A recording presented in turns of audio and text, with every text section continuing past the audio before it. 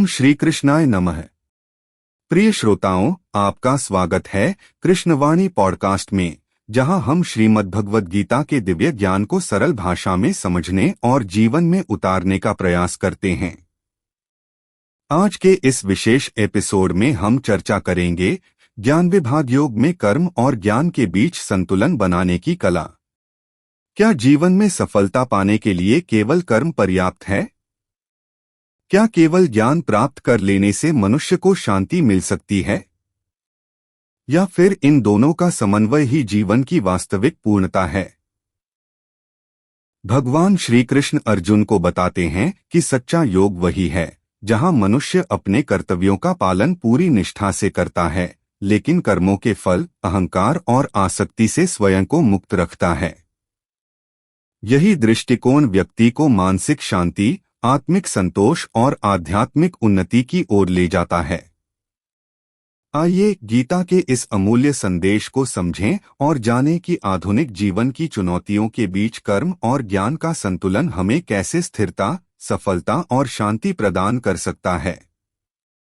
तो आइए आरंभ करते हैं आज का यह प्रेरणादायक अध्याय।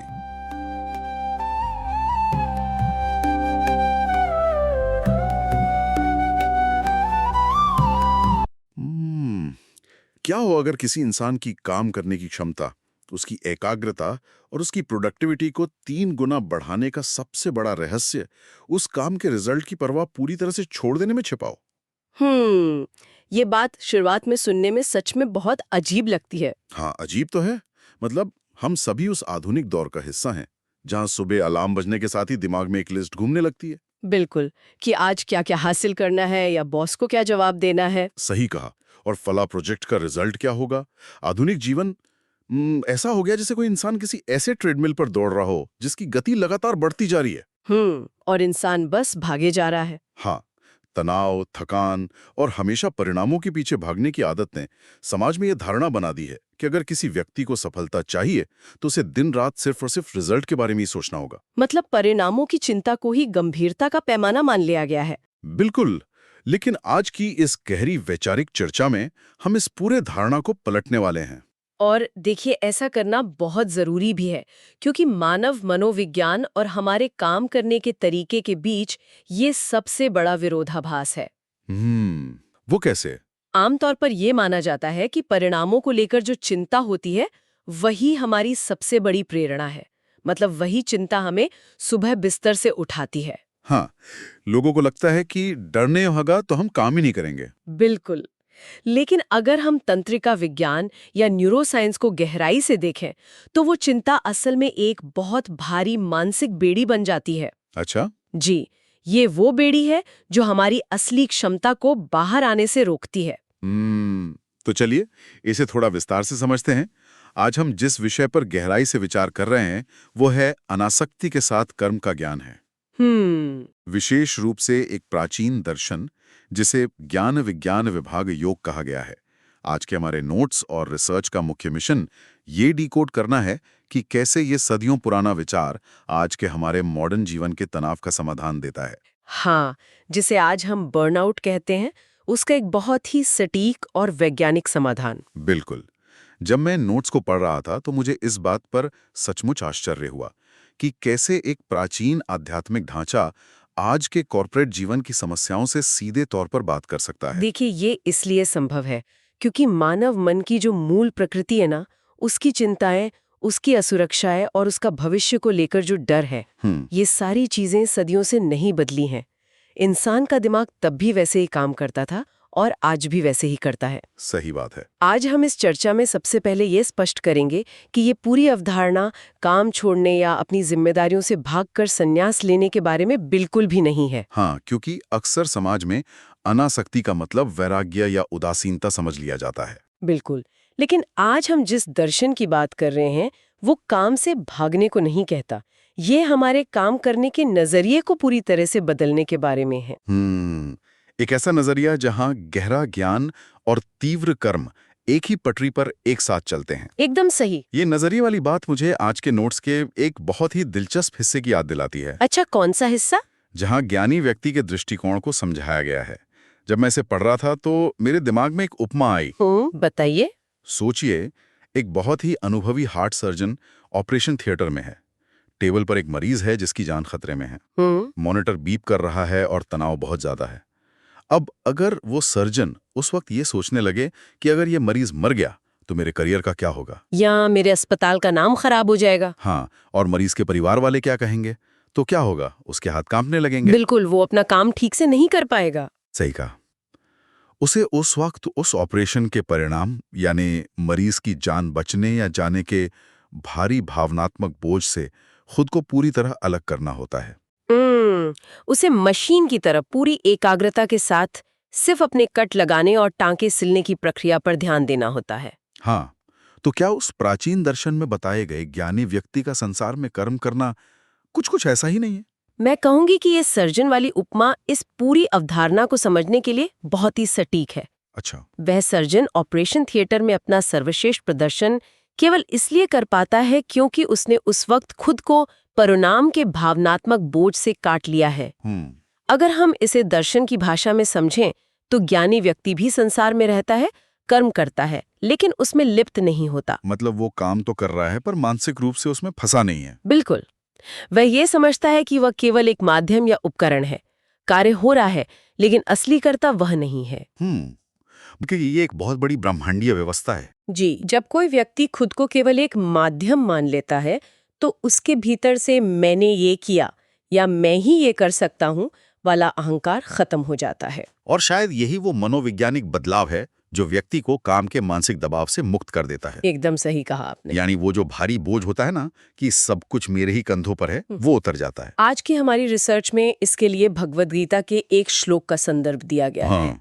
श्लोक 4.14 न माम कर्मणि लिम्पन्ति न मे कर्म फलि स्पृहा। यहाँ जो बात सबसे आकर्षक है वो ये है कि इस श्लोक का सीधा अर्थ है मुझे कर्म बंधन में नहीं डालते, न ही मुझे कर्म फल की इच्छा है। ये मनोवैज्ञानिक स्तर पर यह समझा रहा है कि जो चीज इंसान को फंसाती है या थकाती है वो हमारा काम नहीं है। अच्छा, तो फिर क्या है? देखिए, इंसान का शरीर 12 या 14 घंटे काम करने के लिए बना है। हमें जो चीज थकाती है वो उस काम से मिलने वाले फल की हमारी तीव्र इच्छा है। वो इच्छा हमारे दिमाग की बहुत सारी ऊर्जा सोख लेती है। एक मिनट, मुझे यहाँ थोड़ी उलझन हो रही है और मैं यहाँ थोड़ा असहमत होना चाहूंगा। हाँ बिल्कुल, बताइए। हम इंसान हैं और हमारा दिमाग रिवॉर्ड या इनाम के लिए ही प्रोग्राम किया गया है। अगर किसी व्यक्ति को अपने काम के परिणाम से या उसके फल से कोई मतलब ही नहीं रहेगा, मतलब अगर उसे इस बात की परवाह ही नहीं है कि उसे प्रमोशन मिलेगा या नहीं, या समाज में उसकी तारीफ होगी या नहीं, तो क्या होगा? तो क्या वो आलसी नहीं हो जाएगा? सुबह बिस्तर से उठने का मोटिवेशन ही कहाँ से आएगा?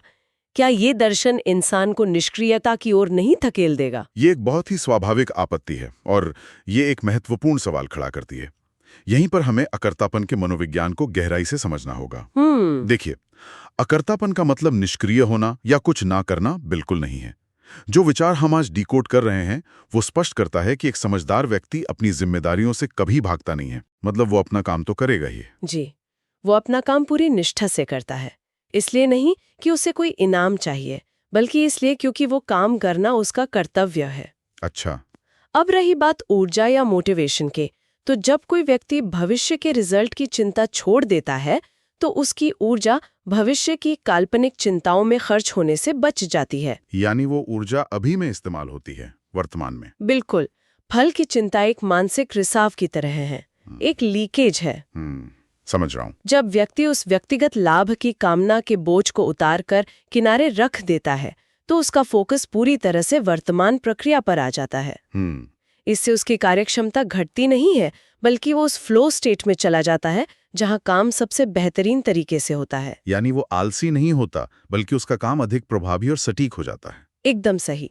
यहाँ ये बात बहुत ही दिलचस्प हो जाती है, क्योंकि जब हम इस दर्शन को किसी प्राचीन ग्रंथ के पन्नों से निकालकर सोमवार की सुबह के एक आधुनिक ऑफिस में ले जाते हैं तो इसके परिणाम चौंकाने वाले होते हैं। आज के नोट्स सीधे तौर पर वर्क प्लेस यानी कार्यस्थल पर इस ज्ञान विज्ञान योग के पालन की बात करते हैं। यह सफलता और असफलता के बीच समभाव बनाए रखने पर जोर देता है। समभाव? हाँ, समभाव यानी मन का संतुलन। दोनों ही परिस्थितियों में समान रहना। इसे अगर हम तंत्रिका विज्ञान के नजरिए से देखें तो कार्यस्थल पर तनाव का मुख्य कारण काम का बोझ नहीं है। तो फिर क्या है? जैसा हमने पहले कहा, हाँ। बर्नआउट पूरी तरह से मानसिक होता है। जब कोई व्यक्ति किसी प्रोजेक्ट पर काम करता है और अपनी पूरी कीमत उस प्रोजेक्ट के सफल होने से जोड़ लेता है, तो उसका दिमाग एक काल्पनिक खतरे का निर्माण कर लेता है। अच्छा, एक खतरा महसूस होने लगता है। जी। दिमाग का जो हिस्सा खतरे को भांपता है, जिसे अमिगडाला कहते हैं, अमिगडाला, वो एक्टिव हो जाता है। उसे लगता है कि अगर ये प्रोजेक्ट फेल हुआ तो मेरी जान को खतरा है। हाँ, शरीर ऐसा ही रिएक्ट करता है जैसे सामने शेर आ गया हो। बिल्कुल। कल्पना कीजिए कि ऑफिस में कोई बहुत बड़ी प्रेजेंटेशन चल रही है। बोर्डरूम खचाखच भरा हुआ है। आमतौर पर प्रेजेंटेशन देने वाले का आधा दिमाग इसी बात में उलझा रहता है कि बॉस क्या सोच रहा है, या अगर मैंने कोई गलती कर दी तो सब मुझ पे हंसेंगे। हाँ, मेरी नौकरी का क्या होगा? इस चिंता में उसके दिल की धड़कन बढ़ जाती है और हथेलियों में पसीना आ जाता है और वो अपनी बात ठीक से नहीं रख पाता। लेकिन अगर वो इसी अकर्तापन के दर्शन के साथ वो प्रेजेंटेशन दे, अगर वो सिर्फ अपनी रिसर्च और डेटा साझा करने पर ध्यान दे और ये चिंता पूरी तरह से छोड़ दे कि बॉस का रिएक्शन क्या होगा, तो क्या होगा? तो दिमाग का वो अलार्म सिस्टम बंद हो जाएगा और वो बिना किसी तनाव के अपना सर्वश्रेष्ठ प्रदर्शन कर पाएगा। हमारे नियंत्रण से बाहर की चीज है, तो वो मानसिक तनाव वाष्पीकृत हो जाता है, गायब हो जाता है, क्योंकि दिमाग को अब भविष्य से कोई खतरा महसूस नहीं होता। कार्यस्थल पर सफलता या असफलता केवल हमारे कर्म का एक हिस्सा है। ये किसी भी व्यक्ति के वजूद का या उसके मूल्य का अंतिम मूल्यांकन नहीं है।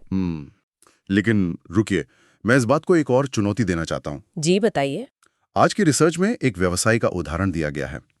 कहा गया है कि अगर एक व्यवसायी लाभ हानि की चिंता से मुक्त होकर व्यापार करता है तो वो सच्चे ज्ञान विज्ञान योग का पालन कर रहा है। अब एक व्यवसायी का तो पूरा मॉडल ही लाभ कमाने पर टिका होता है।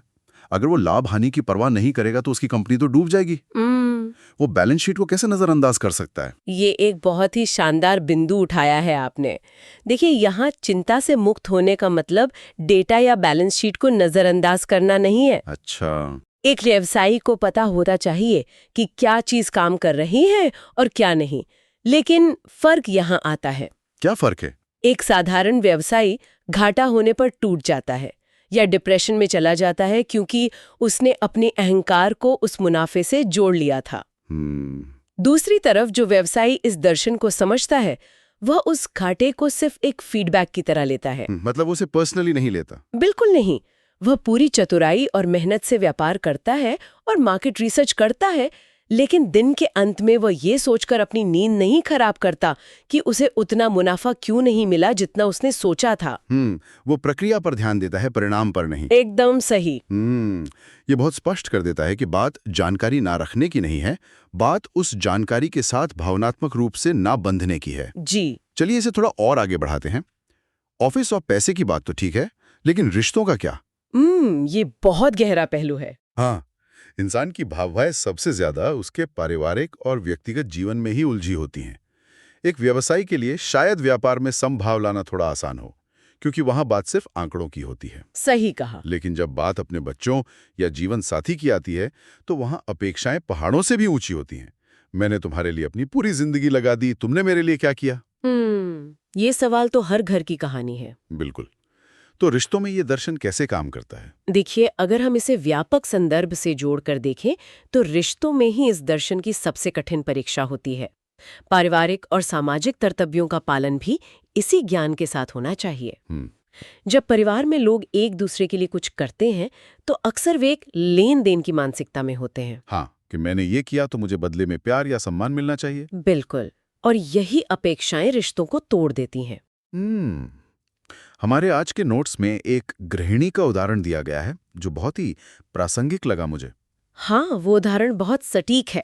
एक गृहिणी जो सुबह उठने से लेकर रात तक अपने परिवार की देखभाल करती है, अगर वो हर काम के बाद ये सोचे कि कोई उसे मेडल देगा या रोज उसकी तारीफ करेगा तो वो बहुत जल्दी निराश और दुखी हो जाएगी। स्वाभाविक है। लेकिन अगर वो बिना किसी स्वार्थ के केवल इसे अपना दायित्व मानकर काम करती है तो वो विशुद्ध रूप से अनासक्ति के साथ किया गया कर्म है।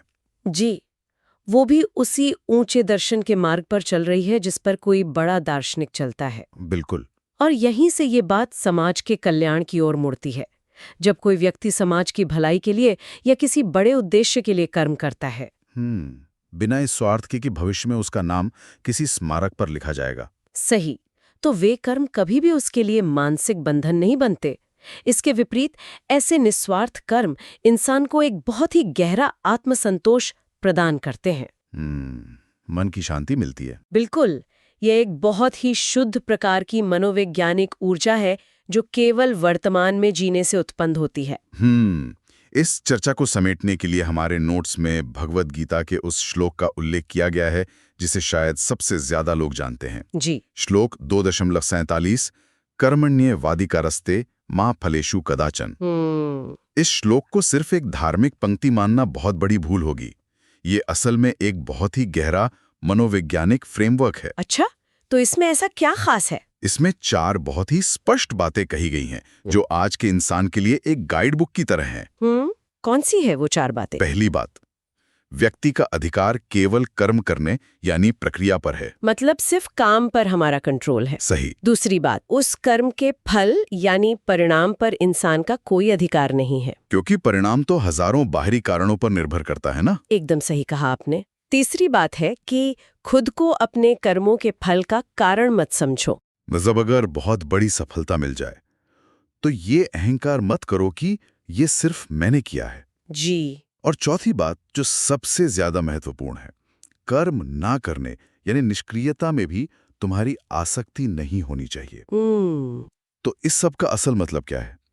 वो चौथी बात मेरे उस सवाल का सीधा जवाब है जो मैंने पहले पूछा था कि कहीं हम आलसी तो नहीं हो जाएंगे। हाँ, बिल्कुल। ये सिद्धांत साफ कह रहा है कि काम से भागना भी मना है। इन तमाम बातों को अगर हम एक जगह रखकर देखें तो ये दर्शन हमें हमारी जिम्मेदारियों से दूर भागने को नहीं कह रहा, बल्कि ये हमें उन जिम्मेदारियों को बिना किसी स्वार्थ के, बिना किसी डर के और कहीं अधिक तीव्रता के साथ निभाने की आजादी दे रहा है। बिल्कुल दे रहा है। क्योंकि जब दिमाग में ये डर ही नहीं है कि कल क्या होगा, तो बचा क्या? सिर्फ वो काम जो इस वक्त आपके सामने है। और जब इंसान सिर्फ उसी काम पर फोकस करता है तो उसकी पूरी ऊर्जा एक ही दिशा में लगती है। एकदम सही। अगर हम इस पूरे वैचारिक यात्रा का सार निकालें तो ज्ञान के साथ कर्म का ये आचरण कोई ऐसा विचार नहीं है जो इंसान को दुनिया से काट दे। इसके विपरीत ये एक ऐसा मनोवैज्ञानिक उपकरण है जो मानसिक शांति और अटूट संतुलन लाता है। आज के इस तेज परार सूचनाओं से भरे और भारी तनाव वाले जीवन में खुद को संतुलित रखने का इससे शक्तिशाली और व्यवहारिक तरीका शायद ही कोई दूसरा हो। जी, ये हमें सिखाता है कि सफलता के लिए पागल होना जरूरी नहीं है, बल्कि काम में पूरी तरह से डूब जाना जरूरी है। बिल्कुल। और देखिए, ये भी स्पष्ट करना जरूरी है कि आज की इस चर्चा में हमने इस पूरे दर्शन को एक विशुद्ध मनोवैज्ञानिक और व्यवहारिक फ्रेमवर्क की तरह देखा है। जी, हमारा मकसद किसी धर्म या विचारधारा का प्रचार करना नहीं है। हम निष्पक्ष होकर इन विचारों का विश्लेषण कर रहे हैं। हाँ, मकसद ये समझना था कि इन विचारों के पीछे की असली कार्यप्रणाली क्या है और हमारे आज के आधुनिक और चुनौतियों से भरे जीवन में इसका उपयोग कैसे किया जा सकता है। बिल्कुल, ये एक ऐसा टूल है जिसे कोई भी व्यक्ति किसी भी पेशे में इस्तेमाल कर सकता है। सही बात है। और इसी विश्लेषण से एक बहुत ही गहरा और थोड़ा परेशान करने वाला सवाल भी जन्म लेता है। एक ऐसा सवाल जिस पर आज समाज के हर उस इंसान को विचार करना चाहिए जो सफलता की दौड़ में भाग रहा है। वो सवाल क्या है? सवाल ये है कि अगर सच्ची मानसिक शांति, काम में असली उत्कृष्टता और हमारी सबसे बेहतरीन कार्यक्षमता केवल परिणामों की चिंता छोड़ने से ही बाहर आती है, तो क्या हमारे इस आधुनिक समाज का ये जो लक्ष्य आधारित और रिजल्ट ड्रिवन होने का अंधा जुनून है, क्या वही असल में वो सबसे बड़ी रुकावट नहीं है जो हमें हमारी असली क्षमता तक पहुंचने से रोक रही है? ये तो सच में सोचने वाली बात है कि क्या हमने सफलता के नाम पर एक ऐसा इकोसिस्टम बना लिया है जो असल में हमें सफल कम और बीमार ज्यादा कर रहा है।